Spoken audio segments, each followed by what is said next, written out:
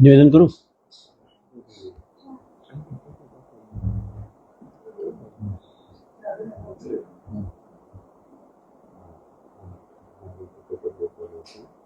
ते आवळायला लागलं.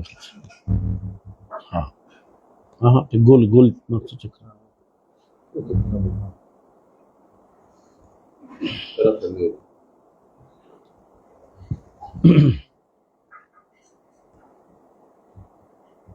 काल अंतरवली सराटीमध्ये एक आंदोलन बघितलं. हे आंदोलन एका अहंकारी वृत्तीनं जात वर्चस्वाच्या भावनेतून केलं गेलं आणि त्या आंदोलनामध्ये महाराष्ट्राचं लोकनियुक्त सरकारमधले प्रतिनिधी किंवा सरकार एवढे लाचार बघितले की एखादा रस्त्यावर खेळ करणारा ज्यावेळी माकडाला या काठीवरून त्या काठीवर उड्या मारायला लावतो ना, तशा पद्धतीनं सरकारचे प्रतिनिधी प्रसाद लाड आणि राधाकृष्ण विखे पाटील, ज्येष्ठ नेते म्हणा, कॅबिनेट मंत्री म्हणा, हे त्या माकडाप्रमाणे उड्या मारत होते. तिथं ना लोकशाहीची तत्व पाळली जात होती, ना तिथं कुठलं स्वैरसूतक पाळलं जात होतं. आणि एवढं गव्हर्नमेंट लाचार झालेलं आम्ही पहिल्यांदा बघितलं. आणि मुळात प्रसाद लाड सारखा माणूस आणि राधाकृष्ण विखे पाटलांसारखा माणूस, राधाकृष्ण विखे पाटलांनी तर विठ्ठलराव विखे पाटलांच्या पासूनची विखे घराण्याची जी काही अब्रू होती ती पुरती काल धुळीस मिळवली. कारण जरांगे सारखा माणूस समोर बसून त्यांना एवढ्या खालच्या भाषेत आणि एवढ्या द्वेष तिरस्काराच्या भाषेमध्ये बोलत होता आणि ते माना हलवत होते, हे बघून महाराष्ट्रातल्या लोकांची मान शर्मेने खाली गेली. बरं, तो त्यांचा प्रश्न आहे, पण मनोज जरांगेंच्या आंदोलनामधून मनोज जरांगेंनी आंदोलनाला बसायचं आणि एक GR पारित करून घ्यायचे. पण ते GR पारित केल्यानंतर महाराष्ट्रातल्या ओबीसीवरती त्याचा काय परिणाम होणार आहे, ओबीसींचं काय म्हणणं आहे, ओबीसींचा काय से आहे, याबद्दल महाराष्ट्र शासन प्रचंड उदासीन आम्हाला दिसलं. आणि हे एवढं उदासीन होतं की ओबीसींच्या कुठल्या शिष्टमंडळाला वेळ द्यायचा नाही, कोण उपोषणाला बसलं तर तिकडं फिरकायचं सुद्धा नाही. पण जरांगे नावाच्या माणसाला अडेलतट्टू भूमिका घेणाऱ्या, ज्याला लोकशाही मान्य नाही, इतरांचे हक्काधिकार मान्य नाहीत, ज्यांना ओबीसीचं आरक्षण संपवायचं आहे, त्या माणसाच्या समोर जाऊन स्वतःचं माकड करून घेतलं विखे पाटलांनी. प्रसाद लाडला तर काही थोडी जनाची मनाची काहीच नाही, कारण तो सरकारचा कमिशन एजंट आहे. आउटसोर्सिंगच्या माध्यमातून तो काल परवा माझ्यावर टीका करताना बोलला की मी 1 लाख युवकांना रोजगार उपलब्ध करून दिलाय. पण प्रसाद लाड, तुम्ही सर्व जातीय तरुणांच्या, गोरगरिबांच्या पोरांच्या नोकऱ्यांमध्ये, आरक्षणामध्ये माती कालवण्याचं काम केलंय. त्यांच्या नोकऱ्या, त्यांचे रोजगार तुम्ही हिरावून घेतले. आता तुम्ही तुमच्या क्रिस्टल कंपनीच्या माध्यमातून सरकारची जी टेंडर घेता, ती टेंडर कुठल्या कुठल्या भागातली आहेत हे का मला सांगावंसं वाटतंय. कारण एवढी पाप करून हा प्रसाद लाड गंगेमध्ये पाप धुवून घ्यायला मनोज जरांगेकडे आला होता. पण प्रसाद लाड, अशानं तुमची पाप धुली जाणार नाहीत.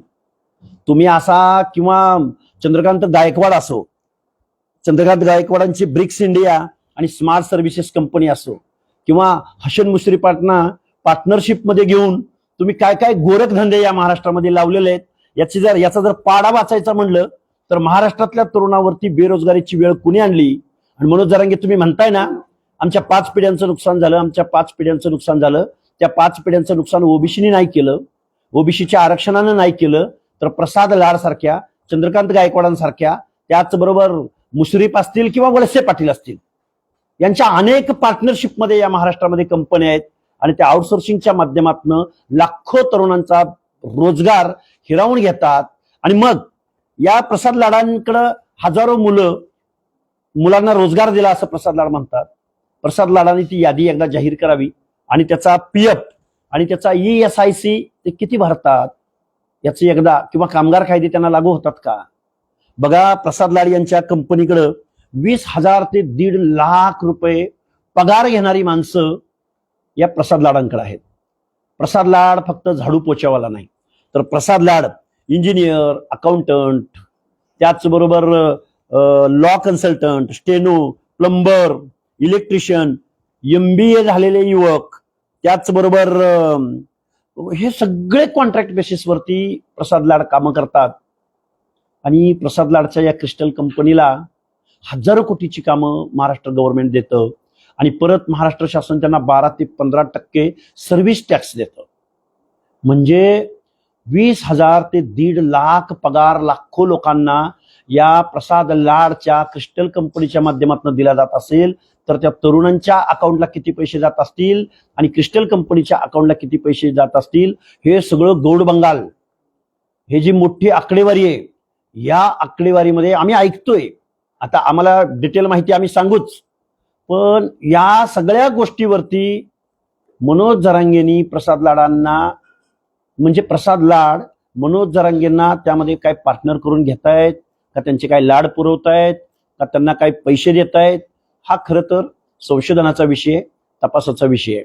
पण महाराष्ट्रामधल्या प्रसाद लाडच्या या क्रिस्टल कंपनीच्या माध्यमातून सामाजिक न्याय विभाग असेल, बार्टी असेल, सारथी असेल, त्याचबरोबर वखार महामंडळ असेल, वैद्यकीय शिक्षण विभाग असेल, महिला बाल कल्याण असेल, त्याचबरोबर मुंबई, पुणे, पिंपरी चिंचवड महानगरपालिकांची शिक्षण मंडळं, MTDC, मुंबई मेट्रो, वीज वितरण कंपनी, या ठिकाणची कामं प्रसाद लाड यांच्या क्रिस्टल कंपनीला जातात. त्याचबरोबर साहित्यरत्न अण्णाभाऊ विकास महामंडळ, महात्मा फुले आर्थिक विकास महामंडळ, चर्मकार महामंडळ, म्हणजे सामाजिक न्याय विभागाचे 50, 60, 1000, 65,000 कोटी रुपये या आरक्षित असलेल्या, सामाजिक न्यायाच्या प्रतीक्षेत असलेल्या लोकांचा निधी महाराष्ट्र शासनातर्फे इतरत्र वळवला जातो आणि त्यामध्ये प्रसाद लाड सारखे कमिशन एजंट असतात. हे वास्तव आहे. मी एवढं का तुमच्या समोर हे मांडलं महाराष्ट्रासमोर? कारण प्रसाद लाड सारख्या कमिशन एजंटमुळं महाराष्ट्रातल्या तरुणावर बेरोजगारीची वेळ आली. पण मनोज जरांगे म्हणतायत की ओबीसी आरक्षणामुळे आमच्यावर ही वेळ आली. ओबीसी आरक्षणामध्ये जर मनोज जरांगेंचा मराठा समुदाय आला तर त्याचं काय होणार आहे? मुळात नोकऱ्याच शिल्लक राहिल्या नाहीत. त्यामुळे हे खूप भयानक आहे. मनोज जरांगेला ह्यातलं काय कळणार? पण आम्ही काल सरकार लाचार होताना पाहिलं. विखे पाटील माकडाप्रमाणे इकडून तिकडे उड्या मारताना आम्ही पाहिले. विखे घराण्याची इब्रत धुळीस मिळवताना आम्ही विखे पाटलांना काल पाहिलं. प्रसाद लाडांना त्यांचं पाप धुवायचंय. पण विखे पाटील, तुम्हाला महाराष्ट्राचं मुख्यमंत्री व्हायचं असेल तर महाराष्ट्रातल्या दीनदलितांची, गोरगरिबांची, कष्टकऱ्यांचे प्रश्न काय आहेत, महाराष्ट्रातल्या जनसामान्यांचे प्रश्न काय आहेत, त्यावर तुम्हाला काम करावं लागेल. नाहीतर तुमचा सुजयदादा विखे लोकसभेच्या निवडणुकीत जसं त्याला आसमान बघायला मिळालं, तशीच तुमची अवस्था इथून पुढच्या कालावधीमध्ये होणार आहे. विखे पाटील हा ओबीसींच्या मुळावर उठलेला नेता आहे. हा फक्त एका मंत्रीपदाच्या पुढे जाऊ शकत नाही. तुम्ही मुख्यमंत्री पदाची कितीही स्वप्न पाहिली, मनाचे मांडे कितीही खाल्ले, तर विखे तुम्ही जोपर्यंत महाराष्ट्रातल्या जनसामान्यांच्या प्रश्नावर बोलणार नाही, उलट त्यांच्या अनात माती कालवण्याचा प्रयत्न करत असाल, तर तुमचं हे दिवा स्वप्न राहील. एकंदरीत शिष्टमंडळ येत होते, प्रत्येक वेळेस बार्गेनिंगची भाषा होती. रात्री 11, 11:30 वाजता 1.5 तास या सगळ्या मंत्रिमंडळाने जे शिष्टमंडळ होतं त्यांना थांबावं लागलं. हे नेमकं याच आंदोलनाला होतं का की ओबीसी आंदोलनाला एवढ्याच पद्धतीनं तत्परतेनं? नाही, ओबीसी आंदोलनाकडे तर ते फिरकत सुद्धा नाहीत. पण जरांगेंचं आंदोलन हे स्क्रिप्टेड होतं, एक दिवसापुरतंच होतं आणि ते ठरवून आंदोलन होतं. या आंदोलनामध्ये अनेक नेते, अनेक मंत्री गुंतलेले आहेत. मग त्यामध्ये विखेंची सुद्धा फूस होती. पहिल्यांदा जरांगेंनी विखे पाटलांना शिव्या द्यायच्या आणि पुन्हा विखे पाटील त्यांना डील करायला येणार आणि मग त्याचं श्रेय विखे पाटलांना द्यायचं आणि मग विखे पाटलांना मुख्यमंत्री व्हायचं की काय. त्याचबरोबर अलायन्स मधल्या इतर पक्षांच्या नेत्यांच्या बाबतीमध्ये सुद्धा अशी महाराष्ट्रातल्या जनमानसात चर्चा आहे की हे ठरवून आंदोलन होतं. विखे पाटलांचा स्कोर सेट करायचा होता. अलायन्स मधल्या अनेक कुठल्या 1 नंबरच्या 2 नंबरच्या पदासंदर्भात इथलं सरकार अस्थिर करायचं, मुख्यमंत्र्यांची खुर्ची अस्थिर करण्याचा उद्देश हे कालच्या 1 डे आंदोलनामध्ये होता. आणि यामध्ये कुणाकुणाचे हात टेबला खालून कुठं कुठं गेले, काय काय झालं, कशा कशा परिस्थिती झाले. पण या सगळ्या गोष्टी बघून ओबीसी मात्र प्रचंड संतापलेला आहे. ओबीसी मध्ये प्रचंड निराशाची भावना आहे. ओबीसीचं आरक्षण संपल्याची, डावलल्याची, आपल्याला दुय्यम वागणूक दिली गेल्याची, या सरकार आपलं नाही, ही भावना ओबीसी मध्ये मात्र प्रचंड प्रमाणात आहे. आपण जर पाहिलं तर उदय सामंत यांनी काही दिवसांपूर्वी जरांगे पाटील यांची भेट घेतली होती आणि त्यानंतरच हे आंदोलन सुरू झालं. त्यानंतरच जरांगे पाटलांनी आक्रमक भूमिका घेतली. काय नेमकं कनेक्शन आहे या भेटीचं? सरकारमधलेच काही मंत्री देखील मदत करतात? नाही, बघा, महाराष्ट्रामधले अनेक मंत्री जरांगे पाटलांना का भेटतात याचं आम्हाला उत्तर तर भेटलेलंच नाही. मुळामध्ये महाराष्ट्रातला पॉलिटिकल स्कोर, उदय सामंत हा एक सज्जन चांगला माणूस आहे असं आम्ही ऐकून आहोत आणि इकडची माहिती घेऊन ते सरकारपर्यंत पोहोचवतात आणि सरकारचं काय म्हणणं आहे ते मीडियासमोर येऊन सांगतात.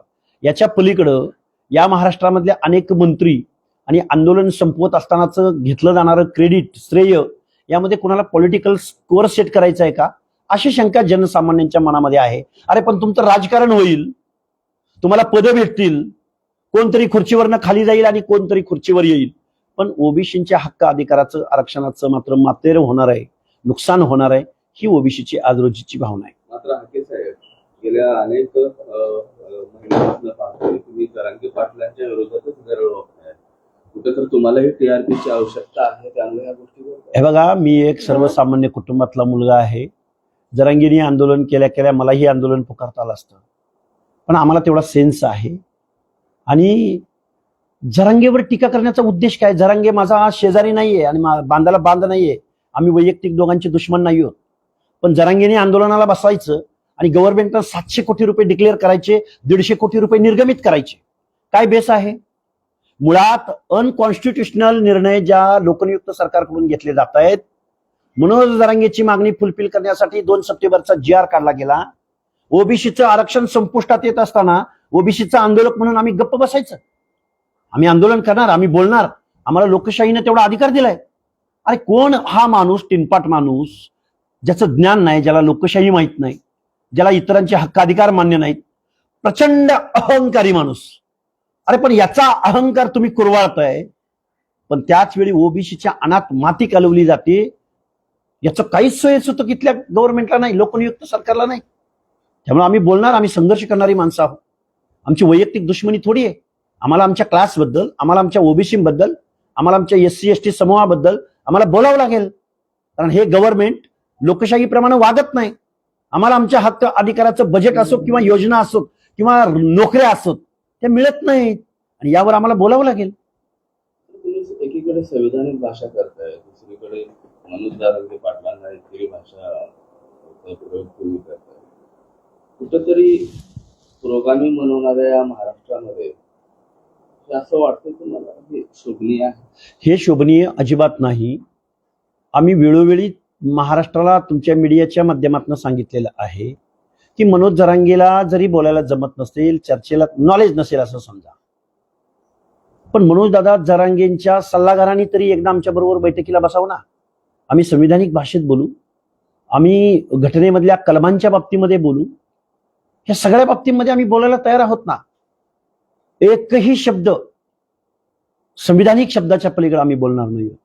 पण जर जरांगे वूट सूट मुख्यमंत्र्यांपासून सगळ्यांची आयमाय काढणार असतील, एकदम अर्वाच्य भाषेमध्ये कमरेखालची भाषा बोलणार असतील, तर आम्हाला सुद्धा मग आमच्याही तोंडून आमचाही संयम सुटतो ना. आम्ही गेल्या 2-3 वर्षापासून आमच्या घटनात्मक अधिकारांविषयी बोलतोय, पण आम्हाला कोणीही ऐकायला तयार नाही. मग यांना शिव्या दिल्यानंतरच जर यांचे कान उघडणार असतील, तर आम्हाला या गोष्टीचा सुद्धा जशाच तसं म्हणून आम्हाला काम करावं लागेल, बोलावं लागेल. नाईलाज आहे आमचा त्यामध्ये. तुम्ही रात्री सराटी परिसरात होता. मी वडीगोद्रीमध्ये पोहोचलो होतो. आज आम्ही प्रेस घेणार होतो. आम्ही आमचं आज आंदोलन सुरूही करणार होतो, कारण आंदोलनाचीच भाषा जर इथल्या गव्हर्नमेंटला कळणार असेल आणि सनसनाटी निर्माण करणं, सनसनाटी, जसा एखादा रील स्टार असतो ना, रील स्टार, आजकाल सोशल मीडियाच्या, डिजिटल मीडियाच्या जमान्यामध्ये रील स्टारचं पेव फुटलंय. मनोज जरांगे एक रील स्टार आहे फक्त. त्याचा व्ह्यूअर्स कमी व्हायला लागलाय असं दिसलं, त्याचा फॉलोअर्सच्या संख्येमध्ये कमी व्हायला लागले असे दिसलं की गडी बाहेर येतो, टापरी बांधतो, गादी घेतो. ते बिहारी चित्रपटांमध्ये वगैरे जे काही चित्रपट असतात त्या चित्रपटामधला हा जरांगे हा रील स्टार आहे. पण रील स्टारच्या आहारी किती जावं, त्याच्यासमोर सरेंडर किती व्हावं, लाचारी बघितली हो काल आम्ही गव्हर्नमेंटची. एवढं गव्हर्नमेंट महाराष्ट्राचं गव्हर्नमेंट एवढं लाचार होताना बघितलं. मुख्यमंत्री महोदय, हे बरं नव्हतं. तुम्ही जरांगेच्या जातीचेच मुख्यमंत्री नाही आहात, तर तुम्ही महाराष्ट्राचे मुख्यमंत्री आहात आणि जो काही खेळ सुरू आहे ना, कालचा जो वन ऍक्ट प्ले होता, वन ऍक्ट प्ले, एकांकिकेचा नायक आहे जरांगे. म्हणजे एक दिवसाचं आंदोलन होतं, अरे उन्हामध्ये बसला आमचा वडार समाजाचा माणूस, दिवसभर दगडफोडी करतो. त्याला ऊन लागतं का नाही, कधी महाराष्ट्राच्या गव्हर्नमेंटनं बघितलं? आमचा मेंढपाळ बांधव कोसो मैल पायी चालत असतो, उन्हा तानात आमच्या माता भगिनी त्या मेंढरा मागून फिरतात. तुम्हाला त्यांची कधी जाणीव झाली? गावगाड्यातला विटभट्टीचा मजूर, ऊसतोड मजूर, तांड्यावरती लोक, कमी उंचीच्या घरामध्ये आमचा बंजारा समाज, लमाण समाज तांडा वस्तीवर राहतो किंवा पुण्या मुंबई सारख्या ठिकाणी पालाममध्ये राहतो. त्या माणसांचं, त्या माता भगिनींच्या डोळ्यातले अश्रू कधी या विखे पाटलाला आणि कमिशन एजंट असणाऱ्या हरामखोर भाडखाओ प्रसाद लाडला कधी कळलं? का वापरतोय हरामखोर? हरामखोर या शब्दाचं विश्लेषण आहे की महाराष्ट्रातल्या तरुणांच्या, बेरोजगारांच्या टाळूवरचं, मड्यावरचं लोणी खाणारा कमिशन एजंट हजारो कोटीची कामं महाराष्ट्र गव्हर्नमेंट या प्रसाद लाडाच्या क्रिस्टल कंपनीला देतं, की जिथं आरक्षण पाळलं जात नाही, जिथं कामगार कायदे पाळले जात नाहीत, या क्रिस्टल कंपनीला 12 ते 15% सर्व्हिस टॅक्स गव्हर्नमेंट देतं.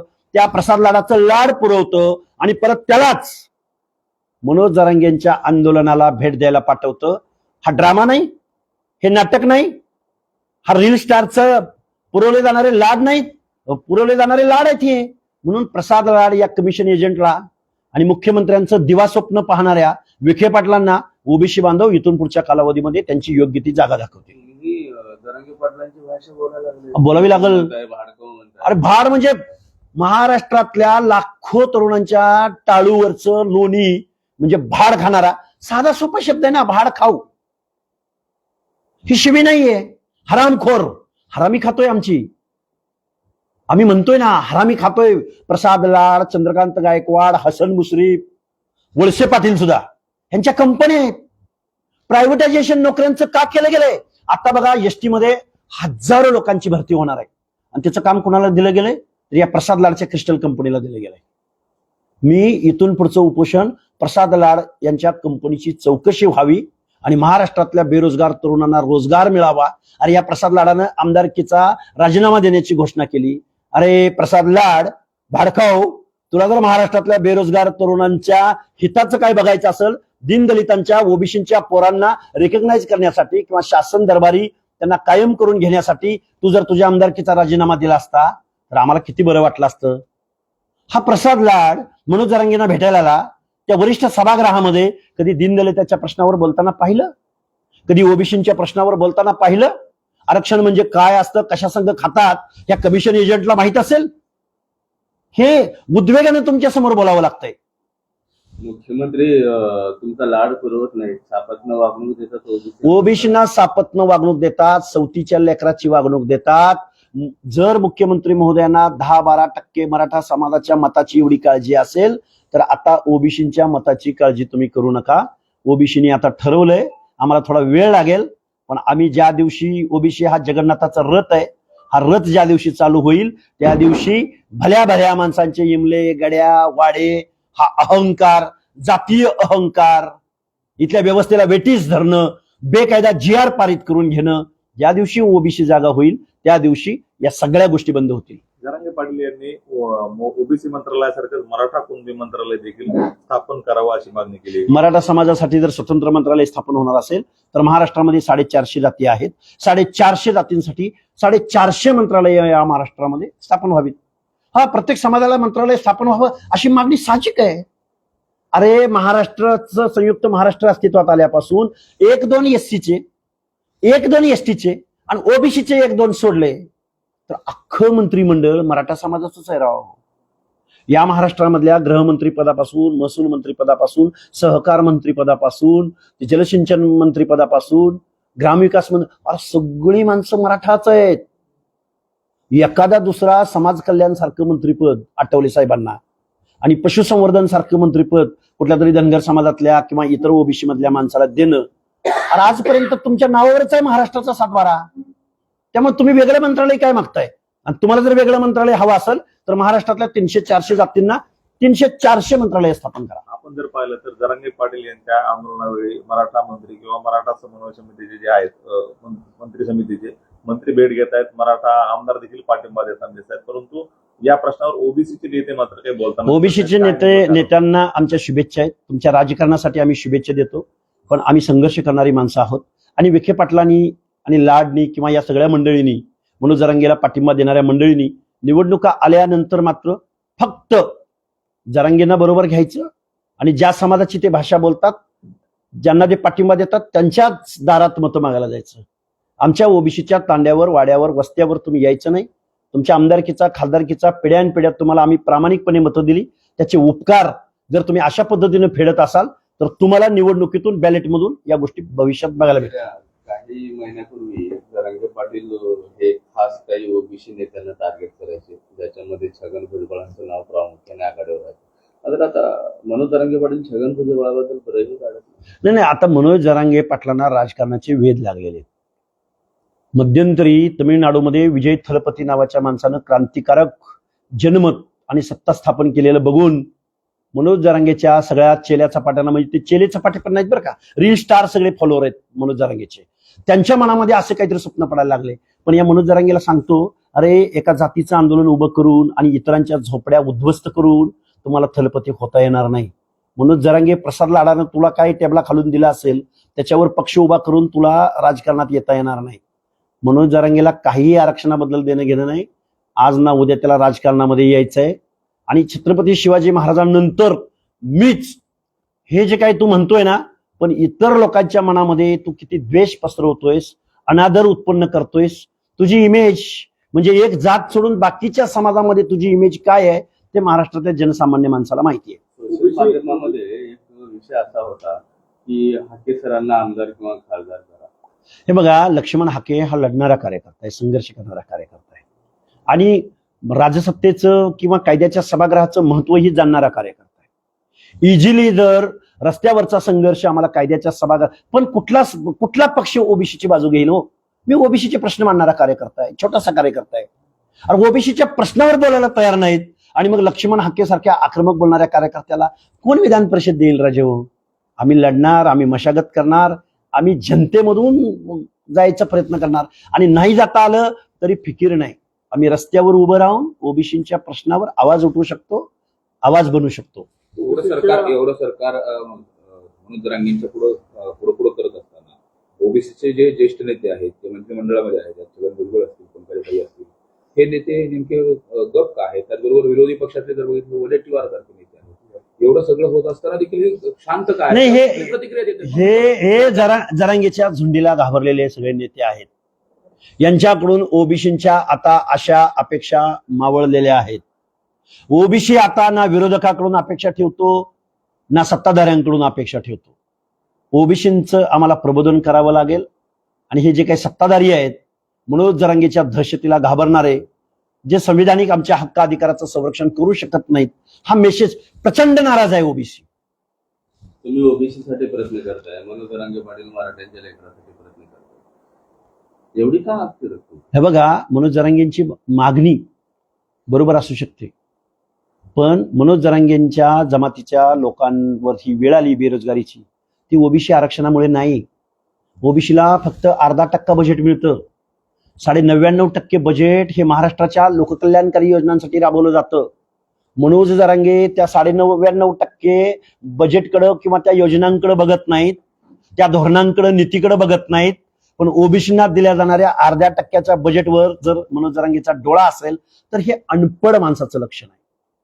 ज्याला ज्ञान नाही, ज्याला कुठल्या गोष्टी, अरे त्याला आरक्षण म्हणजे काय हे कळत नाही, त्या माणसाला बजेट कधी कळणार आहे?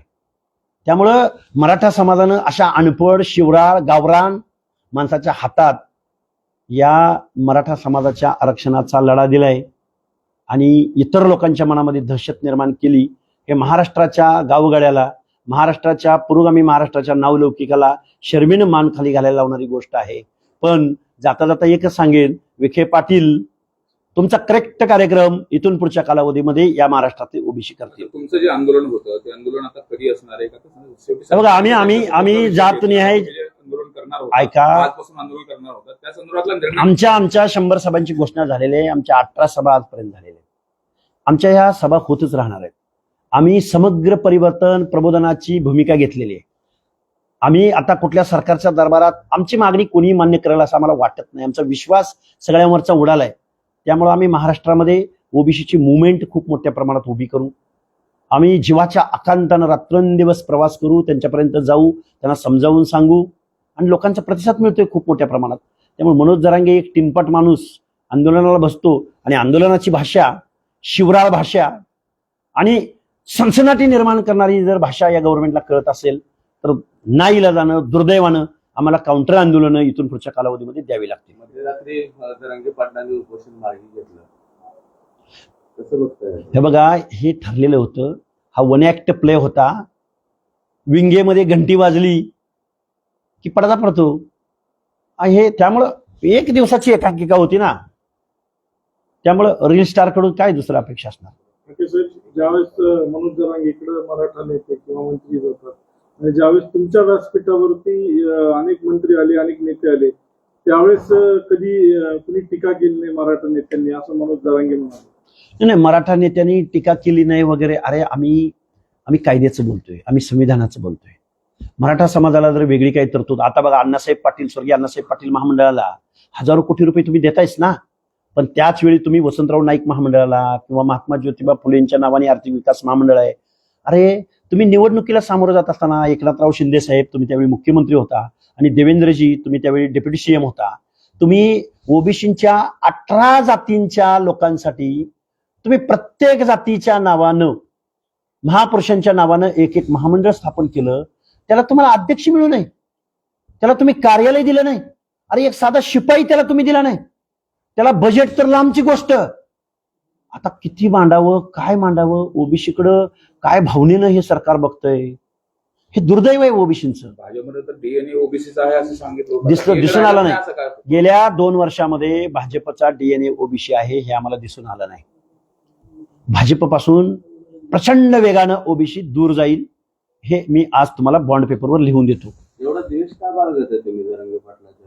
अरे जरांगे पाटलाचा द्वेष, माझं त्याचं काहीच भांडण नाही, पण जरांगे पाटलाची मागणीच अशी आहे की आम्हाला मिळालं तर ओबीसी मधूनच मिळालं पाहिजे.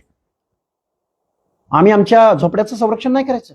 झोपड्यात कोण बेकायदा घुसत असेल, ताबा मारत असेल, आम्ही गप्प बसायचं. द्वेष करायचं काय करा? आम्ही काय अहंकारी आहोत का? आम्ही असं म्हणलंय का आम्ही क्षत्रिय आहोत?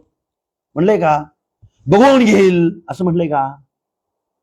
आणि आम्ही प्रत्येक माणसाचा अधिकार करणारी, प्रत्येक माणसाचा आदर करणारी माणसं आहोत. काय इशारा असेल शेवटी सरकार? हे बघा, सरकारला आणि मनोज जरांगेचं लाड पुरवणाऱ्या अनेक आमदार, खासदार, मंत्री, विरोधी पक्षनेते या सगळ्या मंडळींनी मनोज जरांगेंची मागणी मान्य करत असताना ओबीसी कसा उद्ध्वस्त होणार आहे, म्हणजे त्याच्या मागणी मान्य करत असताना त्याचा परिणाम महाराष्ट्राच्या जनमानसावर काय होणार आहे याच्याबद्दल कोणीही बोलत नाही.